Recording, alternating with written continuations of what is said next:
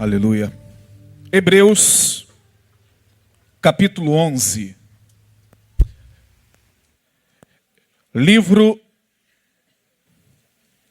carta, epístola escrita aos Hebreus. Capítulo 11, texto que você já conhece muito bem.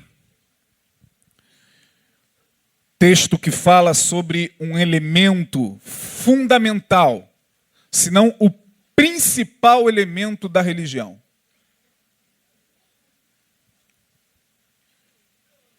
O capítulo 11 trata de uma palavra tão pequena, mas de uma significância tão grande.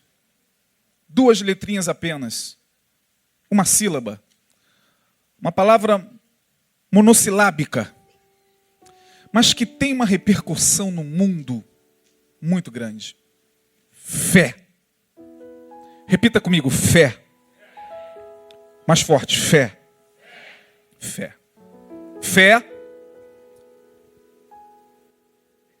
é o elemento que faz jus à religião ou às religiões. Não existe religião sem fé. Cada um manifesta a sua fé em relação ao seu Deus, em relação à sua divindade. Mas sem fé não tem como ser adepto de uma religião. E nós vamos falar sobre fé. Eu não preparei nada escrito e hoje, se eu pudesse dar um tema a essa palavra, eu daria o seguinte tema, que foi inclusive tema de um edital que eu escrevi aqui há muito tempo, se eu não me engano, no ano passado, cujo título era A Fé é segura, mas não é um seguro. O tema vai ser esse, Jorge. A fé é segura, mas não é um seguro. Ora, quando você faz um seguro, seja ele de vida, seja ele para cobrir um bem seu, existem algumas regras básicas para o seguro. Por exemplo, o corretor chega e coloca diante de você a apólice. Nela você fica sabendo o que aquele seguro está te oferecendo. Qual é a cobertura do seguro? Bom, vamos dar um exemplo básico. Você que faz um seguro para o seu automóvel. Você entra em contato com o corretor, ele passa a você o valor do seguro, geralmente em vigência por 1 ano. E esse seguro ele tem uma certa cobertura. Ele cobre o roubo, ele cobre sinistros, ele cobre, enfim, perda total do veículo. E você está diante de um contrato. Você vai assinar esse contrato. E esse contrato exigirá de você um compromisso que é pagar o seguro. Você pode dividir em várias vezes ou pagar de uma só vez. Mas se você quiser o teu bem ou a sua própria vida, porque tem seguro de vida. Seguro de vida é uma desgraça na vida de muita gente. Da noite para o dia, o marido chega e faz um seguro de vida para a mulher. Ué, mas de uma hora para outra a gente está tão apertado, meu amor. Mas eu andei pensando bem, fiz um seguro de vida no valor de R$500 mil. Meu Deus do céu, o que esse homem está querendo? Muitas vezes ele está querendo que você morra para ele ficar com o seguro de vida. Vocês já viram isso na vida real? Ou eu estou delirando? Matou para ficar com seguro de vida. Fez um seguro de vida. E tem camarada que é doido mesmo. Tem camarada que faz um seguro e ele mesmo se mutila. Ele mesmo se decapita em seus órgãos. Ele mesmo se arrebenta para ver se o seguro pode lhe dar alguma coisa. Tem gente que é doida. Seguro é uma coisa meio complicada. Seguro de vida ou seguro do automóvel, ambos têm lá uma apólice, você paga pelo seguro. Se você não pagar, você não está coberto. Não é assim que funciona? Você que trabalha com seguro sabe que é assim. Você paga a primeira parcela do seu seguro. Se acontecer alguma coisa com o seu veículo, você está tranquilo. Mas se você deixar de pagar o seguro e o teu carro for roubado, adeus. Você não vai ter outro bem, você não terá um ressarcimento porque você deixou de pagar. Quando a gente analisa a fé, percebendo como ela hoje está manifestada no meio evangélico, ela obedece exatamente a esses critérios. Fé hoje se transformou em um seguro espiritual. Os corretores, que são os caras atrás do púlpito, a quem chamamos de pastor, bispo, apóstolo, seja lá a denominação, a designação eclesiástica, qual seja, eles são os corretores que vão vender a você uma fé que vai garantir você de algumas coisas. Por exemplo, eu quero aqui, antes de ler o texto, vamos ler o texto, depois a gente dá continuidade ao nosso papo. Ora, você já conhece o texto muito bem. Diz lá em Hebreus 11:1. Ora, a fé...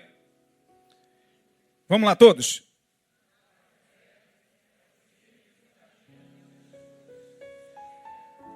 E a prova das coisas que não se veem. Parou. A fé, diz o autor da epístola aos Hebreus, é o firme fundamento das coisas que se esperam e é prova das coisas que não se veem. Acabou aí. Voltando ao nosso bate-papo, à nossa reflexão, hoje a fé ganha uma dimensão de seguro espiritual. As pessoas que quase sempre buscam uma religião, que ingressam numa crença, num grupo religioso, elas o fazem consciente ou inconsciente, movidas por esse seguro que lhes é vendido através de uma suposta pregação, de um suposto estudo bíblico, de uma maneira ou de outra, quem está lá à frente daquele grupo, daquela religião, daquela denominação, está passando uma fé que precisa, olha o termo, funcionar. Porque se a tua fé hoje não funciona, você está perdendo tempo. Sua fé hoje precisa ser funcional. A sua fé precisa dar resultado. E aí, essa palavra, quando é ministrada pelo homem de Deus, e as pessoas estão ali em busca de um seguro espiritual, elas acabam aceitando a ideia de que a fé poderá lhes trazer os benefícios que ali estão sendo comunicados pelo corretor pastor. Ele é o representante da corretora espiritual, celestial. E está aqui na terra vendendo um seguro chamado fé. E diz, a tua fé precisa funcionar. Você precisa despertar essa fé que está em você. Porque se esta fé não está lhe servindo para nada, então você pega essa fé e joga no lixo. Essa fé precisa funcionar, irmão. Olha para a sua vida. Olha como você está. De que adianta você estar numa igreja ou congregando lá onde você congrega, se ainda não aconteceu nada na sua vida? Essa fé é uma fé morta. A fé precisa de resultado. Uma fé funcional que precisa de resultado. Esta é a fé que hoje é passada na maioria das igrejas evangélicas. A fé funcional que precisa gerar o quê? Resultado. É uma fé de mercado, é uma fé mercadológica, é uma fé que obedece à lógica capitalista. Porque o capitalismo dita que tem que haver resultado. Você trabalha, tem que produzir. Você está vivendo em um mundo capitalista? Ora, o capitalismo, em si mesmo já é uma ideologia de produção. Portanto, a fé acaba entrando nessa ideologia capitalista. A fé precisa funcionar. A fé precisa gerar resultado. Essa palavra é uma palavra positivista. O positivismo de Augusto Comte, o grande filósofo do iluminismo, Augusto Comte, vai dizer exatamente isso. Tem que funcionar.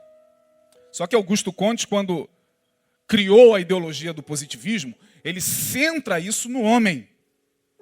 O homem, para o positivismo de Comte, é o centro de todas as coisas. Aí vem alguém e diz, esta fé está dentro de você. Esta fé está adormecida e latente dentro de você. Desperte essa fé. Aí, os testemunhos, obviamente, que obedecem a essa lógica da fé funcional e da fé positivista, são esses que nós vemos por aí. Eu estava no fundo do poço. Meu casamento estava indo por água abaixo, meus negócios estavam indo à ruína, mas a fé, presta atenção, olha a lógica positivista, funcional e produtiva por detrás das palavras. A fé que me foi gerada pelo homem de Deus fez com que eu me erguesse. Hoje, meu casamento está abençoado. Aí a esposa está lá atrás, o filho está lá atrás, tem que ficar lá. Hoje, eu sou empresário. Já estou abrindo a 25ª empresa. Porque a fé, perceba, a lógica dessa fé funcional é fé na fé. Fé na fé. Se não for fé na fé, não funciona, irmão. Você está perdendo seu tempo, você está dando dinheiro à toa na igreja, porque você não está vendo resultado. E quando eu digo isso, e falo que essa fé, na cabeça de muitos, funciona como seguro de vida, é porque funciona mesmo. Porque todos nós, seres humanos, preste bem atenção no que eu estou falando aqui, irmão. Todos nós, seres humanos, independente da crença, independente da condição social, independente do grau de instrução, independente do que quer que seja que nos diferencia. Quando buscamos a fé, preste atenção, quando buscamos a fé, nós vamos em busca, ainda que inconscientemente, de pelo menos 4 coisas. Todos nós. Você pode falar, eu não, você também, eu, todos nós.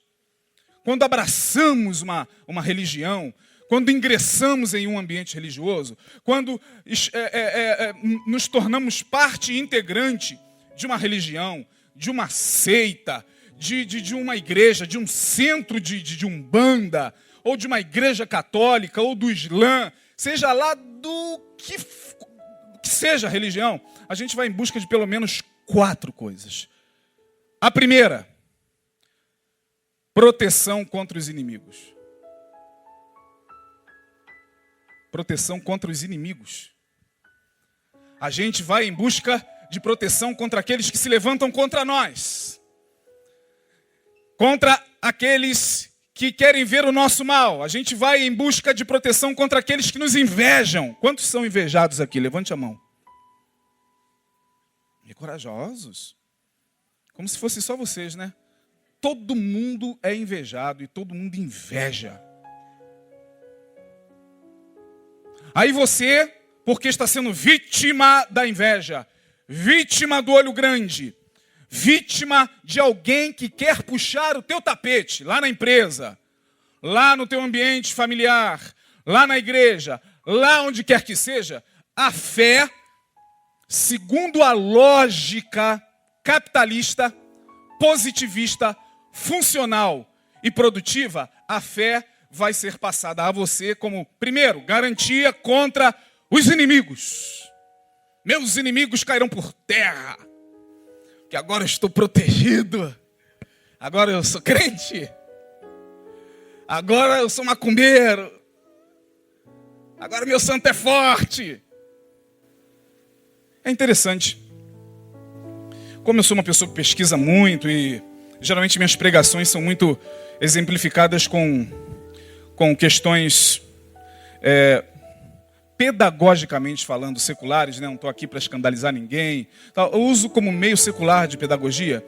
Eu estava analisando uma música daquele santo chamado São Jorge. São Jorge é um cara carismático, Denilson.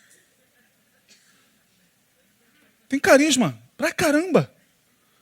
Eu não sabia que esse cara era tão carismático assim. São Jorge é um santo carismático. Você vai ver no dia 23 de abril se você vai dormir. Aguarde, está chegando. Você precisa acordar cedo para trabalhar. Quando der 4 horas da manhã, começam os fogos.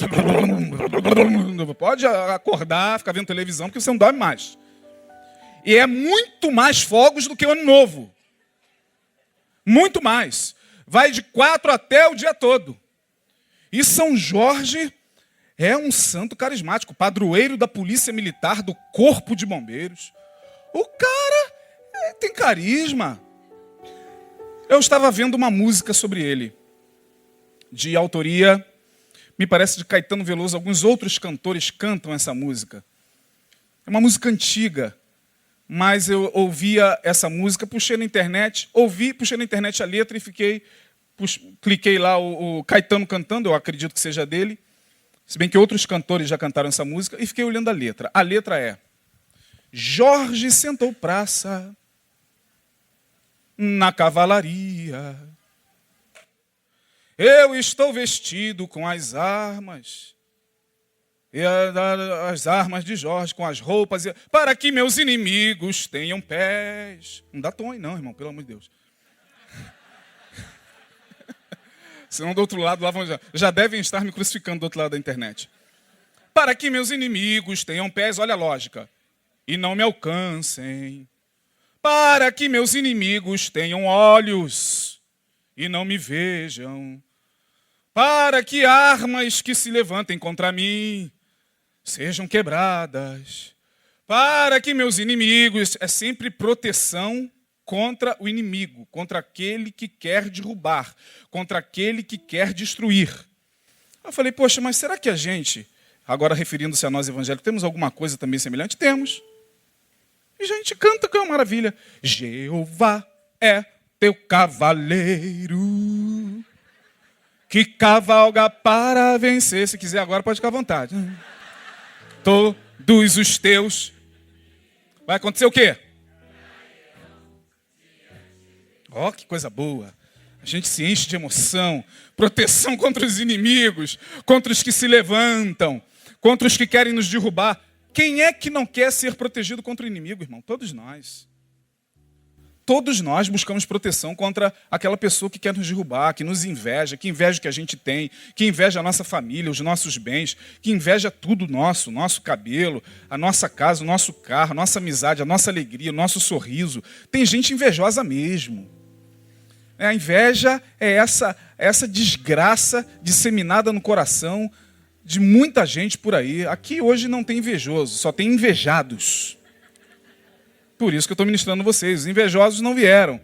Senão nós cantaríamos para eles: Jeová é o teu. Todos os meus. Quando a gente fala de inimigo, a gente está falando daquele cara mesmo que quer destruir a gente, daquele colega de trabalho que quer pegar o nosso cargo, que quer puxar o tapete, está fazendo fofoca com o patrão para nos arrebentar e para nos destruir. Então a fé vem como primeira promessa.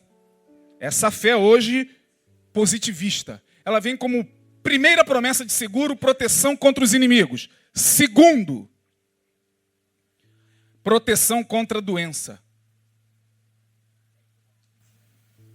Todos nós queremos proteção contra a doença.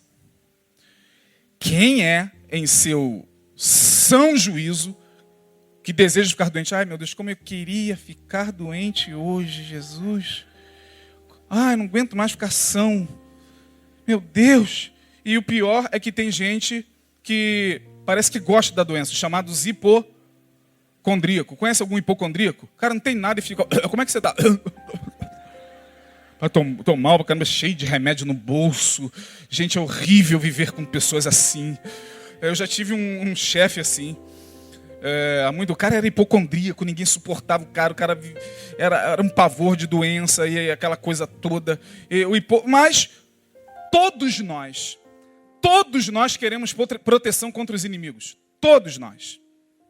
E quando a gente enferma, a gente ora e pede a Deus cura. Porque quem é que quer ficar doente? Quem é que quer chegar no hospital e fazer um exame e aí o diagnóstico ser o mais desesperador possível? Pelo amor de Deus. É angustiante. Quando você fica sabendo que uma doença se lhe apegou, que uma doença se lhe abateu, é angustiante. Todos nós queremos proteção contra a enfermidade. Esse é o segundo objetivo das pessoas quando buscam uma religião. Terceiro, prosperidade. Quem não quer ter uma vida próspera? Pastor, aqui em Betânia, a gente não fala sobre teologia da prosperidade. É verdade. Teologia da prosperidade aqui não. Nesse púlpito você nunca ouviu. Mas que vocês gostam de prosperidade, gostam. Eu não sei. O Neil teve aqui 2 domingos? 3. Pastor Neil.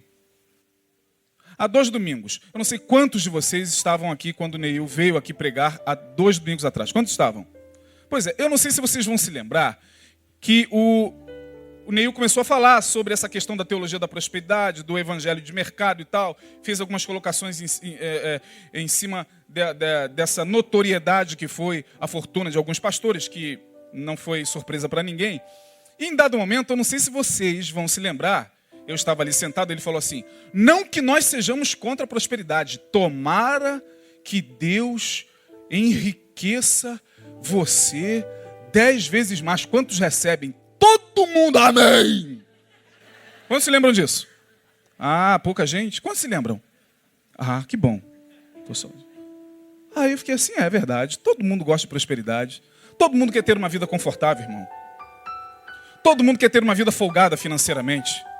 Todo mundo quer ter um dinheirinho extra para fazer, quem sabe, uma viagenzinha aqui, comprar um negocinho a mais ali. Todos nós queremos prosperidade. Quando chega no dia 31 de dezembro, nós vamos cumprimentar uns aos outros. Perceba como nós cumprimentamos. Olha, que seja um ano de, vamos lá. Saúde, paz e... Então, a prosperidade é um desejo natural do ser humano. A gente quer prosperidade. O problema não é querer ser próspero, é como isso é entendido dentro das igrejas hoje. Na fé positivista, na fé funcional, a prosperidade vem como terceiro item do seguro. Quarto, eu estou falando de 4 básicos. 4 fundamentais. Quarto, vida sentimental equilibrada. Ah, quem é que não quer ter uma vida sentimental equilibrada, irmão? Quem é que não quer ter sucesso na vida amorosa? Quem é que não quer achar a sua alma gêmea? Aleluia, alma gêmea. Eu fui para acompanhar a minha esposa, acabei gostando. Não gostava muito do Fábio Júnior, não. Mas aí minha esposa ganhou uns convites de graça de uma pessoa que trabalha lá no Vivo Rio. Eu fui e falei, meu Deus, eu não sei se eu vou aguentar. Não, o cara é bom. E, rapaz, o cara é carismático. Alma gêmea, ó de coração. Ah, tá muito carismático, muito... Alma gêmea. Quem é que não quer alma gêmea? Quem é que não quer dar sorte no amor? Quem é que quer ficar só durante muito tempo? Ora, irmãos, eu lidero aqui o Espaço Reviver, grupo de solteiros, viúvos e divorciados. a gente lida com a dor dessas pessoas e sabe que essas pessoas almejam ser felizes. Ou ser feliz no amor. Todos nós queremos ser felizes no amor. Tem crente que se sente tentado a buscar respostas até nos chamados jogos divinatórios. Você sabe o que é jogos divinatórios? A arte divinatória são essas artes que tem por aí de adivinhação, né? Divinatória de divino, de algo que se entende como sobrenatural que está falando ali. Então tem a bola de cristal, búzios. E o que tem de crente no final do ano consultando os búzios? Você está pensando que eu estou falando besteira? Você está pensando que eu estou jogando conversa fora, irmão? Para saber o quê? Se aquele é mesmo meu namorado, meu varão. O que você está vendo aí? Quando não se faz essa pergunta para a mulher da bola de cristal, se faz para o profeta. Se vai buscar profecia e quase sempre essa fé funcional precisa de uma resposta imediata. E se essa resposta não vem, as pessoas ficam desesperadas, porque as pessoas querem saber se elas vão dar certo. Será que a pessoa com quem eu estou namorando, pastor, é de Deus? Eu não tenho a menor noção e eu não posso responder. Eu não respondo essa pergunta não, irmão. É de Deus? Não é? Vai que é tua, Tafarel.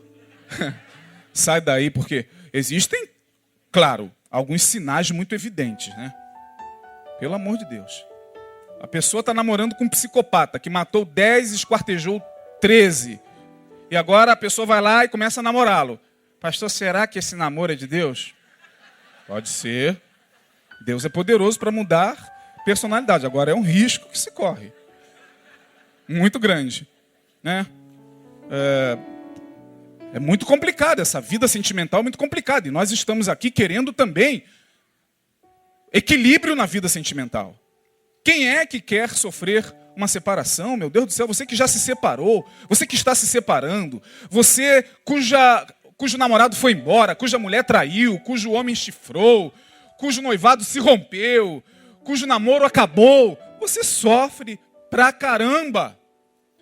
Você fica arrasado, porque ninguém quer sofrer a dor sentimental. Então, essa fé como seguro, ela tem que funcionar, pelo menos, para proteger você dos teus inimigos. Você sempre obterá vitória sobre os teus inimigos. Segundo, essa fé vai proteger você da doença. As doenças nunca vão te alcançar. Quem disse isso foi uma grande personalidade, um ilustre pregador, que eu vou poupar o nome por questão de ética, e que certa feita ele disse assim, diante das câmeras: eu não sei o que é ficar doente há mais de 30 anos, irmãos. Engraçado, coincidências à parte, foi na hora do ofertório. Eu estava lá acompanhando, falando, vamos ver onde isso vai dar, né? O que o colega está falando? Colega, não é amigo. Eu não sento com ele, não, mas é colega de função. Não sei o que é. Aí fiquei sabendo, por fontes fidedignas, não só eu, como quase todos os pastores, que esse pastor adoeceu, voou para os Estados Unidos para se tratar e mandou falar que estava em campanha missionária. Onde está o pastor falando que estava em campanha missionária nos Estados Unidos, pregando o evangelho? Estava se tratando no médico. Por quê? Porque a fé como seguro tem que funcionar. Terceiro, a fé precisa me garantir prosperidade, que o meu negócio vai dar certo. Pastor, o meu empreendedorismo vai dar certo. O meu negócio vai dar certo. Pastor, traz uma palavra hoje de que vai dar tudo certo. E quarto e último, nós queremos equilíbrio na vida sentimental. Aí vem o autor da Epístola aos Hebreus falando sobre fé e diz, ora, a fé é o firme fundamento das coisas que se esperam e a prova das coisas que não se veem. Opa! Então a minha bênção está chegando. Está dizendo aqui, ó, prova das coisas que não se veem. Eu não estou vendo o meu varão, mas pela fé está chegando. A palavra está dizendo, Eu não estou vendo a prosperidade, mas já posso tomar posse. Como a gente adora esse negócio de tomar posse. Posse. Tomar posse. Entre os latifundiários, isso deve ter uma outra... deve significar uma outra coisa. Entre os sem terra, entre o MST, tomar posse, tem uma outra. Na cabeça de todos nós, o que é tomar posse? Tome posse, irmão. Amém. Pastor, já tomou posse?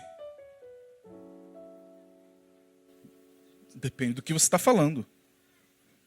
O que é isso, tomar posse? Tomar posse da vitória, varão.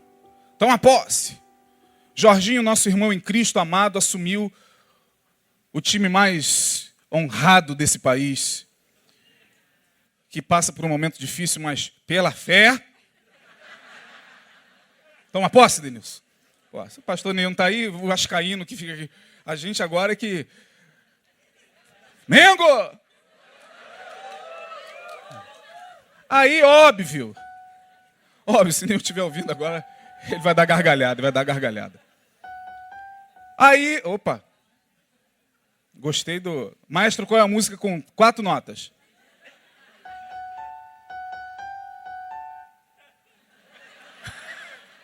Aí, varão, toma posse. Jorginho é um irmão em Cristo nosso, acompanha o ministério de Betânia, ouve as pregações todas do pastor Neil há muito tempo. Está lá, tomando posse do Flamengo. E nós estamos aqui. Toma posse da vitória, varão. Aí ontem já foi 0-0. Jesus amado, contra o Boa Vista. Mas Deus vai dar vitória. Eu creio que Deus vai dar vitória. É servo de Deus, então Deus vai abençoar. E aí, a gente lê isso aqui. Isso aqui é passado para as pessoas. E claro, se esta fé é um seguro contra os inimigos, é um seguro contra as doenças, é um seguro para garantir a tua prosperidade e é um seguro para garantir a tua vida emocional equilibrada, você tem que pagar. Afinal de contas, nenhum seguro é de graça. O pagamento é o dízimo. E algumas pessoas dizimam como que pagando o seguro da fé. Quando eles ficam assim, uns 2 meses sem dizimar, alguns, não todos, tem uns que se incomodam naturalmente e tal, mas tem outros que ficam apavorados. O cara está 2 meses sem dizimar, ele fica apavorado. O pavor dele é inconscientemente o pavor de que o seguro está descoberto.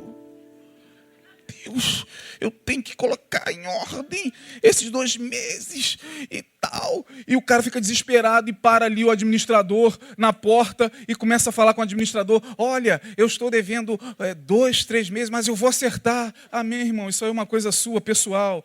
Fique em paz, a gente não tá nem aí para os meses que você está devendo. Não, mas pelo amor de Deus, é porque eles muitas vezes frequentam as nossas reuniões, mas vieram dessas igrejas onde nós somos os corretores, onde o discurso é: olha, se você está parando de dar o seu dízimo, ó, lavo minhas mãos, hein? Lavo minhas mãos, o devorador está aí mesmo, hein? A desgraça está aí mesmo, hein? E esse discurso vai sendo alimentado e vai gerando pavor nas pessoas. Não se contribui mais na igreja por amor, se contribui por medo. O seguro precisa estar, o seguro é o pagamento do dízimo. As pessoas têm aquele cartão amarelinho como pagamento do seguro. Meu Deus, aí tica. Quando dão o dízimo e a gente esquece lá de dar o visto, que desespero. Algumas pessoas ligam: pastor, o senhor esqueceu de dar o visto. Amém, irmão? Na próxima vez que o irmão dizimar: não, pastor, eu estou indo aí domingo para o irmão pegar o envelope e dar o visto. Tá bom. É o visto da corretora celestial. Meu Deus, eu fico tentando entender onde é que isso vai dar. O que isso está gerando no coração das pessoas. Que doença, mas a fé é um seguro. Vem Hebreus e diz: ora, a fé é isso aqui que nós lemos. Porém, como nenhum texto tem sentido sem contexto, quando a gente lê a Bíblia, irmão, a gente não pode ignorar o que está antes, o que está depois. O porquê do autor, no capítulo 11, falar sobre a fé, dando exemplos de heróis da fé. A gente precisa ler o que vem antes. E o que vem antes de Hebreus 11 é muito interessante. Olha aí e vê se você pode acompanhar comigo, capítulo 10. Olha o que o autor está dizendo. A partir do verso 32 do capítulo 10. Lembrai-vos, porém, dos dias passados, em que depois de ser desiluminados, suportastes grande combate de aflições. Em parte, fostes feitos espetáculo com vitupérios e tribulações. E em parte, fostes participantes com os que assim foram tratados. Porque também vos compadecestes dos que estavam nas prisões, e com gozo permitistes a expoliação dos vossos bens, sabendo que em vós mesmos tendes nos céus uma possessão melhor e permanente. Não rejeitei, pois, a vossa confiança, que tem grande e avultado galardão, porque necessitais de paciência, para que depois de haver desfeito a vontade de Deus, possais alcançar a promessa, porque ainda um poucochinho de tempo, e o que há de vir virá, e não tardará. Aí o verso 38, mas, o que diz aí? Tem algumas traduções que tem o pronome possessivo, o meu justo. Onde é? Tem alguém com essa tradução aí? Mas o meu justo. O meu justo viverá da fé. E se ele recuar, a minha alma não tem prazer nele. Nós, porém, não somos daqueles que se retiram para a perdição, mas daqueles que creem para a conservação da alma. Aí entra Hebreus 11, porque a fé é o firme fundamento. Ora, a fé é fundamento. E a fé é prova das coisas que não se veem. A gente lê o texto, irmãos, e diante do nosso nariz a gente não consegue enxergar o que o autor está dizendo aqui. Ele está dizendo claramente, se a fé é a prova das coisas que não se veem, você não precisa de prova. Você não precisa ver. Você não precisa dessa testificação, olha, funciona. A fé tem que funcionar. E o discurso é interessante. O discurso, como é iluminista, positivista, ele diz o seguinte: a fé precisa ser despertada dentro de você, porque você já nasce com a fé. Não, ninguém nasce com a fé. O ser humano nasce com potencial para crer. Diga, potencial para crer. É por isso que ele crê nessa garrafa, é por isso que ele crê nesse violão, é por isso que ele chama esse pedestal de Deus, é por isso que ele vai chamando tudo de Deus, porque ele nasce com esse potencial para crer. Fé não. Esse negócio de a fé está dentro de você e você precisa despertar essa fé, porque é como se a fé fosse uma coisa nossa. Oh meu Deus, então eu tenho um potencial. Isso é pura ilusão, isso é pura palavra positivista. Fé hoje e pensamento positivo se misturaram de tal maneira que as pessoas na igreja já não sabem mais discernir o que é fé e pensamento positivo. Aí vem o autor e diz, a fé primeiro te dá um fundamento. A fé me faz estar bem fundamentado. Fundamentado aonde, irmão? Fundamentado na rocha que é Jesus.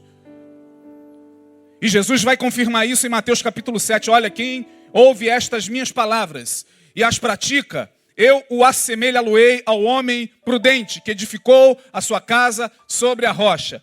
Esse fica firme quando os ventos sopram, quando o rio transborda e quando a chuva cai. Dá contra aquela casa, mas ela não cai, porque ela tem fundamento.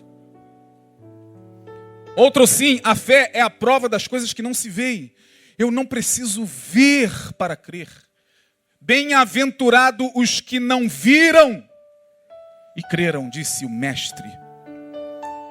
Nós somos uma geração muito mais bem-aventurada do que aquela geração da época de Jesus, que via milagres toda hora, que via mortos serem ressuscitados toda hora, leprosos serem purificados toda hora, pessoas serem curadas toda hora. Jesus falou, olha, vocês, eu e você, somos muito mais bem-aventurados porque nós não vimos e cremos.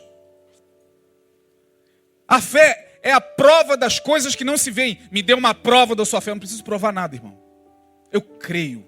Aliás, essa palavra crer, que já virou sinônimo de acreditar. O que é fé? Fé significa alguém que acredita em Deus. Peraí. Fé significa que alguém acredita em Deus. Eu diria que fé é aquilo que faz a gente confiar em Deus. Muito mais do que acreditar, porque Tiago vai dizer, você crê em Deus? Fazes bem, parabéns. Até os demônios creem e estremecem. Certa vez perguntaram para Carl Jung, discípulo de Freud, por quem eu tenho grande admiração, é o pai da psicologia transpessoal, um grande homem, um grande espiritualista que não precisou passar por nenhum tipo de religião dogmática, não entrou em lugar nenhum. Um pastor suíço que o admirava muito, trocava cartas com ele e aprendia muito com ele, e perguntou a ele, Jung, você acredita em Deus? Ele, não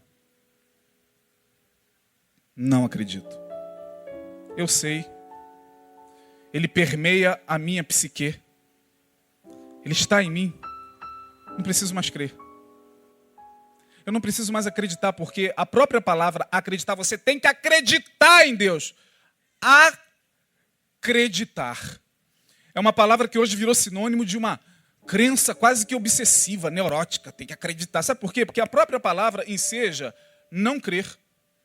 A é prefixo de negação. Acreditar. Acreditar é não dar crédito.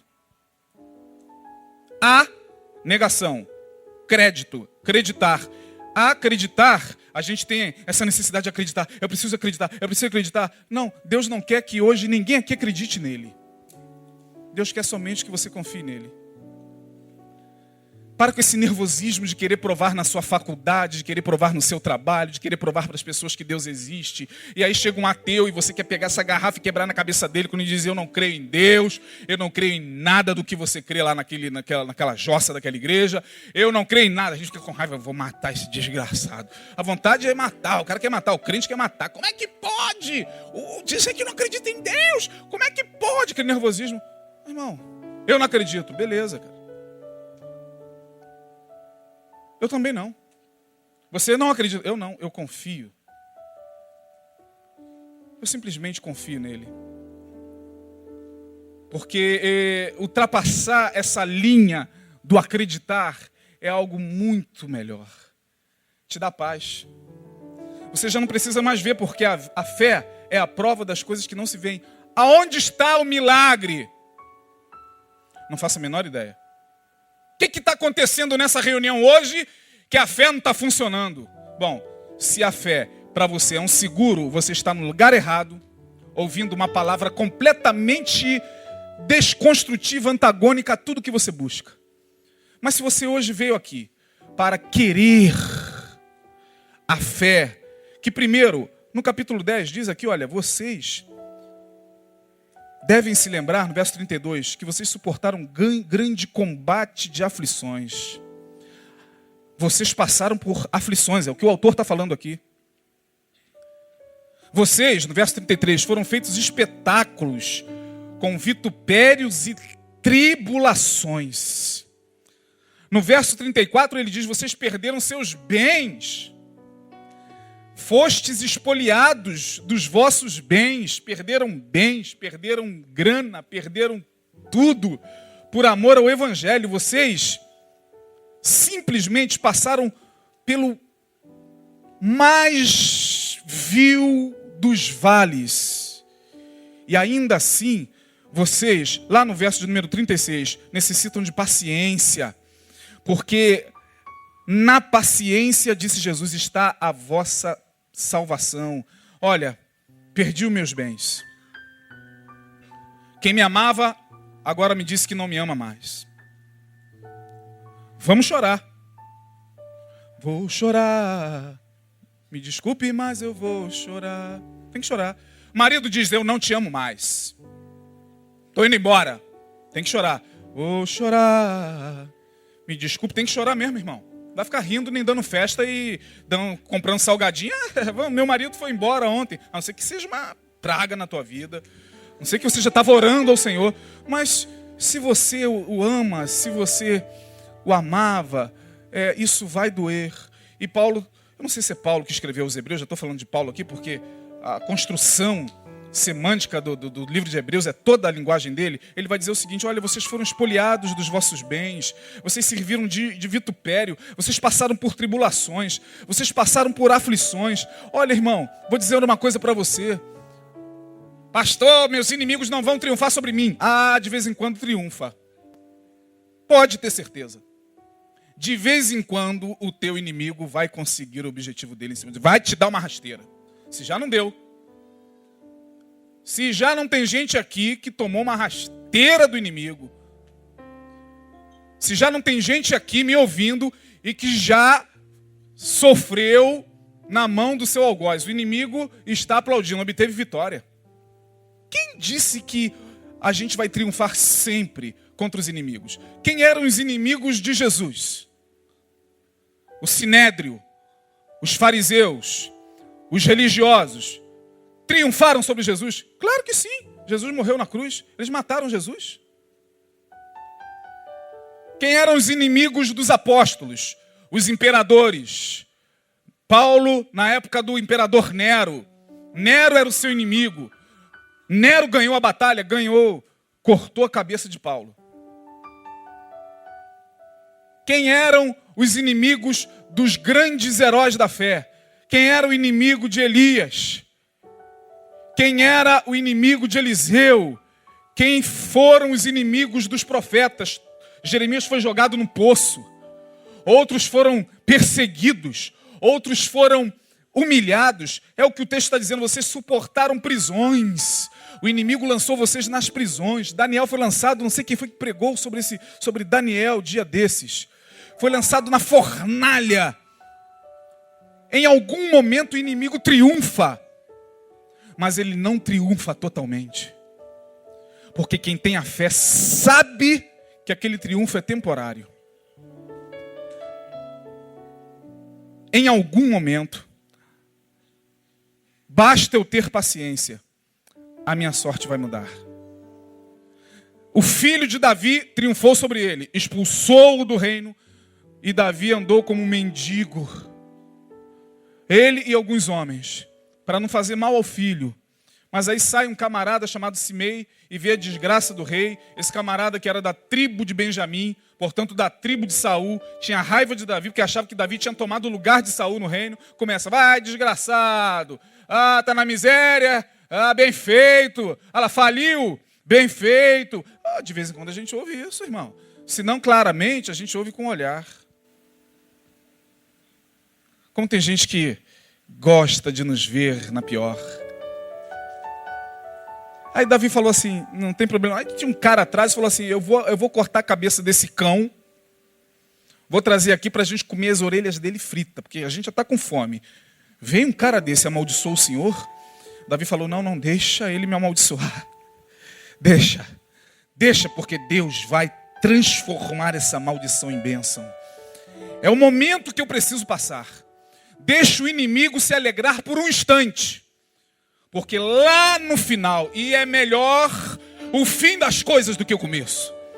Lá no final, o Senhor haverá de me exaltar. Então deixa o inimigo rir. Não precisa você ficar cantando Jeová, o teu cavaleiro, nem ficar invocando Jorge. Jorge não livra ninguém, não livra nem a ele mesmo. Cortaram a cabeça dele ali. E ele ficou sem cabeça um tempo ali na Sulacap. E coitado, ele não conseguiu, tiveram que botar outra cabeça. Fizeram com Jorge o mesmo que fizeram com Dagon. Eu acho que Dagon é muito mais poderoso do que Jorge. E diz o texto lá que quando a arca do Senhor entrou no templo de Dagon, aquela potestade dos filisteus, na manhã seguinte Dagon estava com pés e mãos cortados e a cabeça caída diante do poder da arca de Deus. Mas fizeram com Jorge também a mesma coisa, tudo perdendo a cabeça. Então, irmão, não adianta você ficar buscando uma fé que te dá um seguro. Porque em algum momento o inimigo vai triunfar. Em algum momento a enfermidade vai alcançar você. Tomara a Deus que não. Vira essa boca para lá, pastor. Sim, já virei. Mas eu estou dizendo das possibilidades a pessoas aqui enfermas. A gente que me ouve do outro lado da internet, enferma. A enfermidade chegou para essa menina aqui, por quem nós oramos. Que está lá, meu Deus, com sangramento, inchaço na cabeça, os médicos não descobrem, e de repente aparece uma coisa no teu corpo, e que ninguém descobre, meu Deus, de onde é isso? De onde surgiu esse caroço? De onde surgiu essa coisa? De vez em quando a enfermidade pega mesmo. De vez em quando, irmão, não tem prosperidade não. Aquele emprego que você sonhava e esperava, não veio. Aquela promoção não saiu, é verdade. Aquela promessa de aumento não se concretizou, é verdade. Concurso público, você passou, já está desde 1998 esperando. Mas nem por isso você deixou de ser amado por Deus. Nem por isso você precisa falar para si mesmo, eu não tenho mais fé. Sim, você tem fé, sabe por quê? Porque você está aqui ouvindo a palavra. Você está aqui de pé. Você está aqui e a fé não precisa de prova, porque ela é prova das coisas que não se veem. Ela é segura, mas não é um seguro pelo simples fato. O texto aqui no capítulo 10 diz o seguinte, olha, vocês estão seguros nas mãos de Deus, independente do que está acontecendo ou independente do que vai acontecer. Independente de vocês continuarem casados ou não, independente do namoro continuar ou não, independente da pessoa olhar para você e falar, eu te amo e no outro dia eu te odeio, não quero mais você, independente disso, ou Ele me amou. Eu não posso ficar sem o amor dEle. Eu não posso ficar nesta vida sem essa fé que me faz estar fundamentado nele, ainda que as circunstâncias à minha volta, como diz lá o Salmo 46, Deus é o nosso refúgio e fortaleza, socorro bem presente na angústia, pelo que não temeremos, ainda que a terra se mude, e ainda que os montes se transportem para o meio dos mares. De vez em quando fica tudo turbulento na vida, tudo sai do lugar, e quem tem a fé, que não é um seguro, mas é segura em Cristo, até, como diz Paulo, em tudo somos angustiados, mas nunca desamparados. Em tudo somos perplexados, mas nunca destruídos. Quem tem a fé que não é segura, que não é um seguro, mas é segura, jamais será destruído. Jamais. Mas os meus inimigos... Irmão, você obteve uma pequena derrota. Não significa que você perdeu o jogo continua. Amanhã é outro dia. Eu já preguei uma vez sobre isso aqui, usando o exemplo do meu grande artista favorito, Chico Buarque. Amanhã vai ser outro dia. Amanhã, naquele momento, ele estava preso. Prisão. Joga lá na tortura, nos porões da ditadura. Caça a liberdade. Caça e o cara está... Amanhã vai ser outro dia. Isso vai passar. Eu não posso me desesperançar. Eu não posso sair revoltado por aí falando, não funcionou. Eu contribuí tanto naquela igreja e não vi resultado nenhum. Sabe por quê? Porque você estava contribuindo como pagamento de um seguro. A fé não é um seguro, mas a fé é esse firme fundamento que nos faz crer, mesmo quando tudo diz não. Que nos faz crer, que me permite continuar, mesmo que à minha volta meus amigos me abandonem, mesmo que minha família em algum momento também possa me abandonar. Espero que nunca isso venha a acontecer, mas pode ser que aconteça, não sei. A gente nunca sabe. A grande verdade é que, como diz lá, aquela musiquinha que eu aprendi pequenininho, né? E que o pastor R.R. Soares canta. E eu aprendi aquela música pequenininha, foi uma das primeiras músicas que eu aprendi. Estou seguindo a Jesus Cristo nesse caminho. Eu não desisto, estou seguindo a Jesus Cristo. Atrás não volto. Verso 39 do capítulo 10. Nós, porém, não somos daqueles que se retiram para a perdição. São esses que estão perdidos aí, revoltados com Deus. Quero mais saber de igreja. Fui enganado pelo pastor. Sim, você foi enganado pelo corretor. Eu não sou corretor. Sou pastor. E tenho compromisso com essa palavra. E essa palavra diz que a fé me garante a vitória, porque a vitória sempre foi nossa pelo sangue de Jesus. Se você recebe essa palavra no seu coração, é só se você que entende que a fé não é um seguro, mas é segura. Se você recebe essa palavra, aplauda o Senhor bem forte. Deus abençoe. Aline.